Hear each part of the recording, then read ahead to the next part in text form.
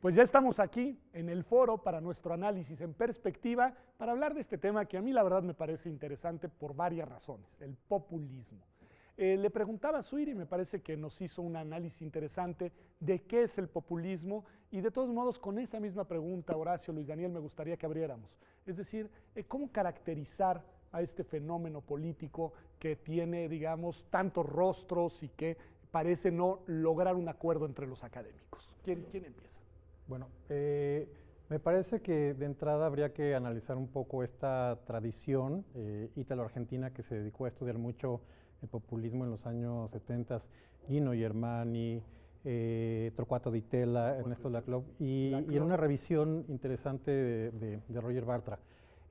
Yo tiendo a coincidir con Laclau en el sentido que es muy difícil definir el populismo, aunque encontremos el término en todos los diccionarios de político o de ciencia política. ¿Por qué? Porque las experiencias históricas, y es lo que comentaste con tu invitada, han mostrado que tenemos tanto populismos como de derecha como de izquierda. Exacto, tenemos elementos claramente identificables del populismo en el fascismo italiano o en el socialismo o comunismo chino, por decir. Y que además actualmente es un término que se ha utilizado digamos, como un uso muy coloquial, sin pensar en todas las implicaciones teóricas, históricas que ha tenido, pues para denostar a algún adversario, ¿no? Creo que va un poco por ahí. Está bien, me gusta por ahí. Algunos elementos que podamos identificar comunes, es decir, para intentar, digamos, cuando sucede A, B, C y D, probablemente estamos frente a un fenómeno populista. Claro. Bueno, justo iniciaría diciendo que el acuerdo es que no hay acuerdo, entonces esos elementos A, B, C y D depende de un poco el autor o la corriente que tú estés analizando. Entonces no nos serviría el concepto de gran bueno, cosa. Lo que estuvimos discutiendo hace no tanto, hace como 3 años, era si no mandábamos un poco, dejábamos ya ese concepto y empezábamos a referirnos a ese tipo de procesos políticos en América Latina con otros nombres, porque efectivamente, pues ahora con populismo cabe todo, mano, ¿no? Cabe desde Lázaro Cárdenas hasta Carlos Menem, entonces cabe casi que cualquier cosa. Entonces, normalmente digamos, el concepto más amplio es una forma de quehacer político, ¿no? Quien te dice el concepto más amplio es una forma de quehacer político, pero ahí tenemos un lío, porque justamente es tan amplio que, vaya, basta con hacer un poco de demagogia, y cuando se trata de más de un ejercicio democrático o alguna referencia al pueblo tienes que hacer, para que pues, caigas en la lógica populista.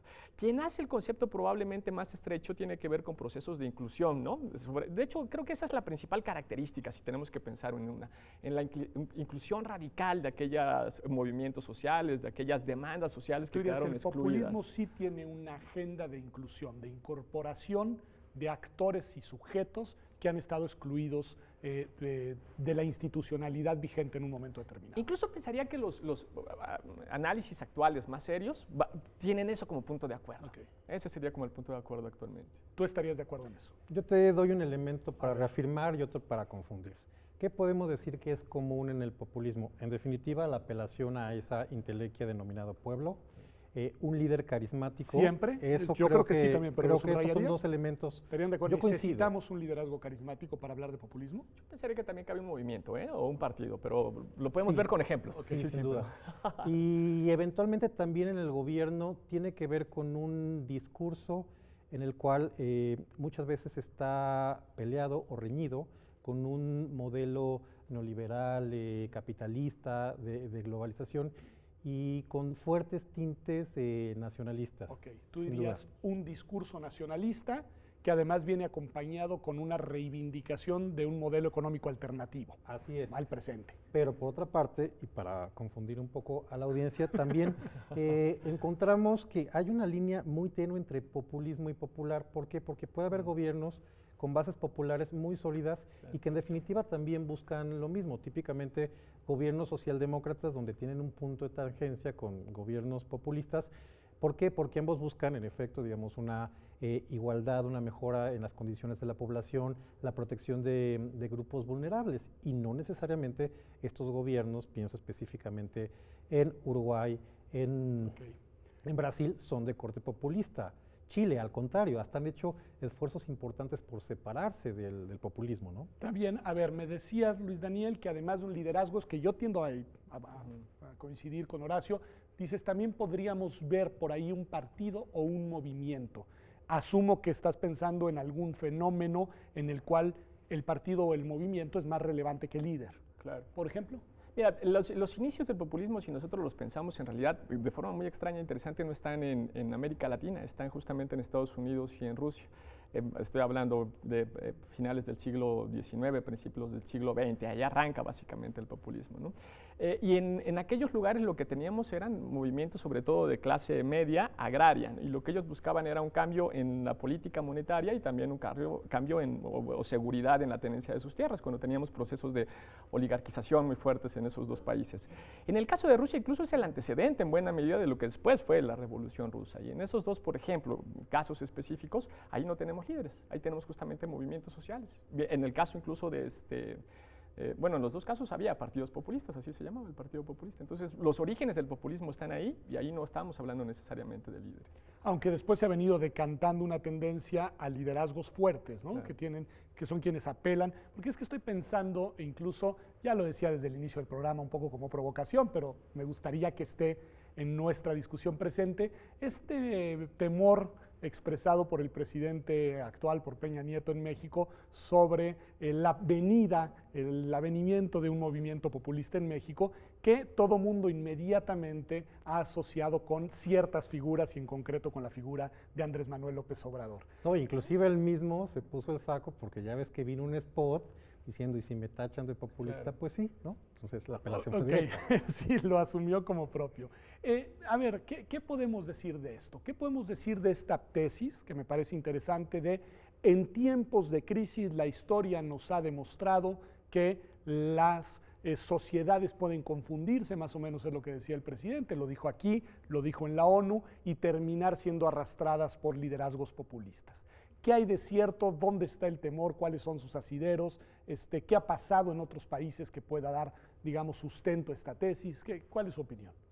A ver, parto de la idea de que en efecto es una provocación, ¿no? Y tiene mucho que ver con el momento político en el que estamos en el sexenio. Estamos en el tercer año.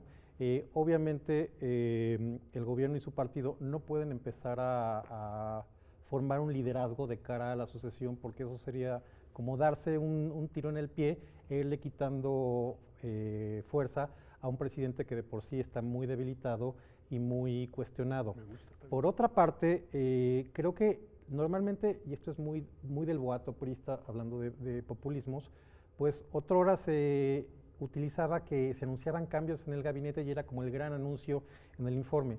Ahora, como los cambios se dieron unos días antes del informe, pues cuál era el mensaje, cuál era el anuncio que se iba a dar, y salen con esta beta del populismo, que además es interesante que lo llevará también a la tribuna de Naciones Unidas. Pero tiene que ver, a mi modo de ver, con un desgaste del discurso de las reformas.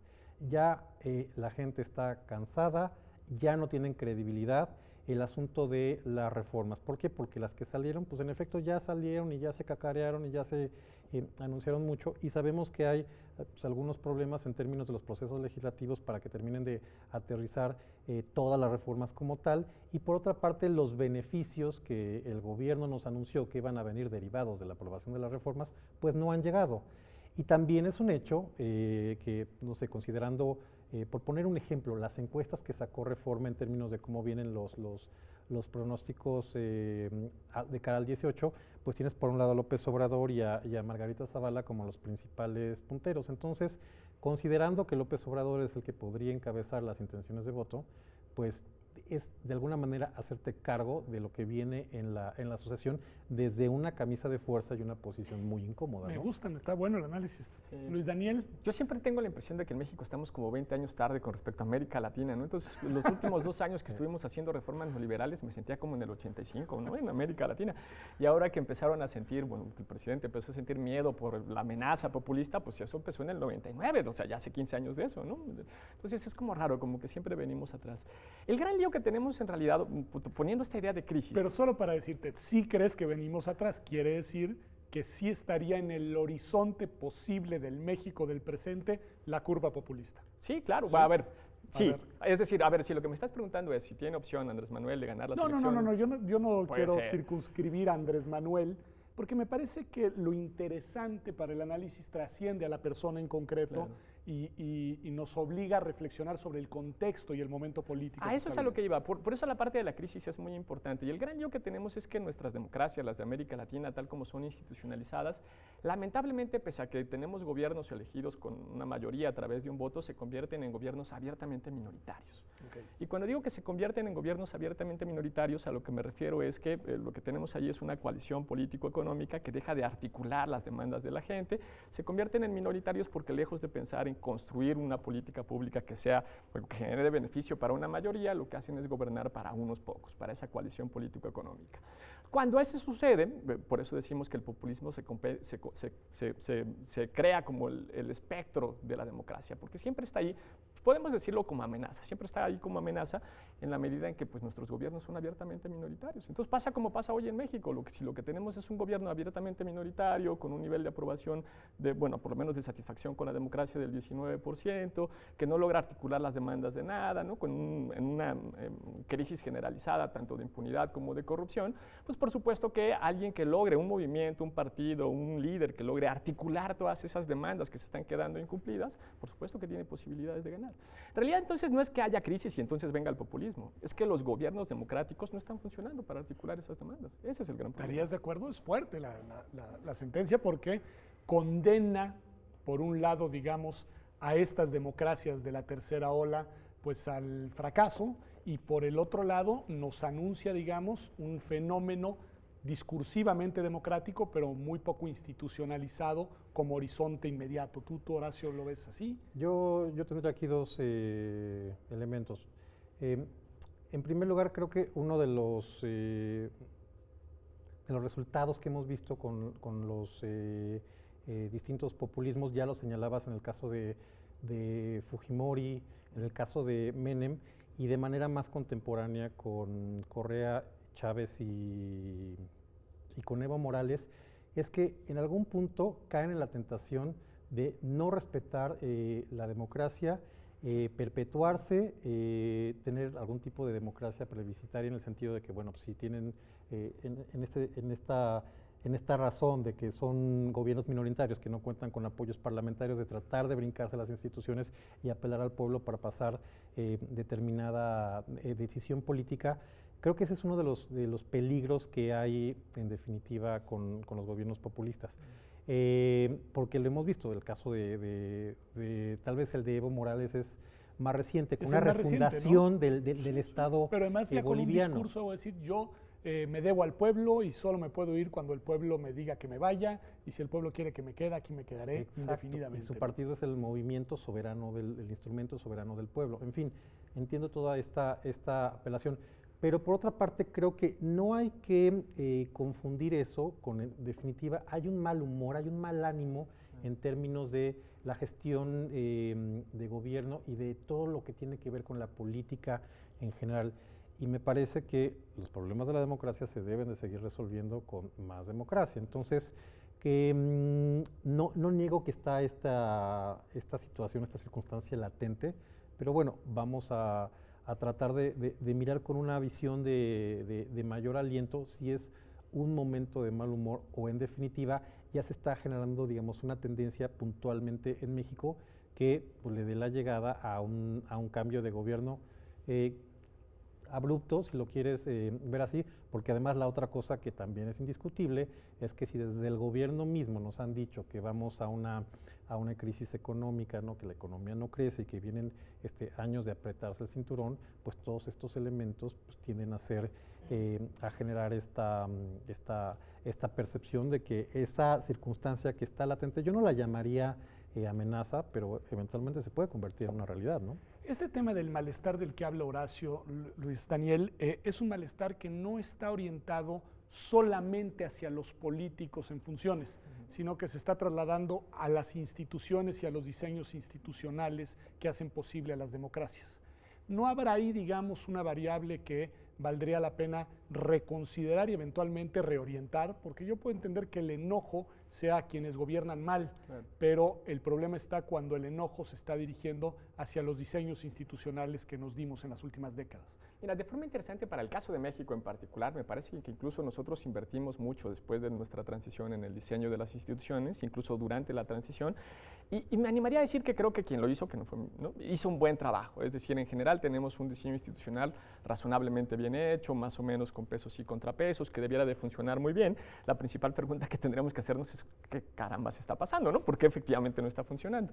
Y en esa medida también buena parte de la apuesta que muchos de nosotros hacemos es probablemente el lío está en los nombramientos. Entonces hay que tener más cuidado con a quienes nombramos como consejeros del IFAI o consejeros del INAI, o hay que tener más cuidado con a quienes nombramos ministros de la Suprema Corte de Justicia de la Nación, y en esa medida esperar que ellos tomen unas decisiones que nos hagan mirar alguna luz, ya no sé si al final del túnel, pero alguna luz dentro del túnel, ¿no? Entonces yo creo que esa apuesta está, y esa apuesta tendríamos que seguirla más o menos manejando, un poco como dice Horacio, hay que apostarle frente a la crisis que tenemos ahora con más democracia, esa me parece una buena idea, ¿no? Y en ese sentido con una mayor posibilidad de ejercicio efectivo de derechos humanos. Ahora, el lío es que mientras no suceda esto, mientras la clase política no se dé cuenta del gran lío que tenga entre manos y siga funcionando con la lógica con lo que le hace, nos hace muy difícil salir a defender a las instituciones. Está muy bien. Les propongo lo siguiente, vamos a un corte y regresemos y hagamos un análisis, tiene que ser muy general, pero de cuáles han sido los resultados de este ciclo populista latinoamericano de las últimas décadas, que creo que vale la pena, porque parados en donde estamos nosotros, siempre es importante preguntarse si vale la pena abrir esa puerta o no. ¿Sí? Volvemos aquí a Observatorio, acompáñenos, vamos a un corte que ya regresamos a seguir hablando de populismo en América Latina, pero también de populismo en el horizonte posible de todas las democracias contemporáneas. Regresamos.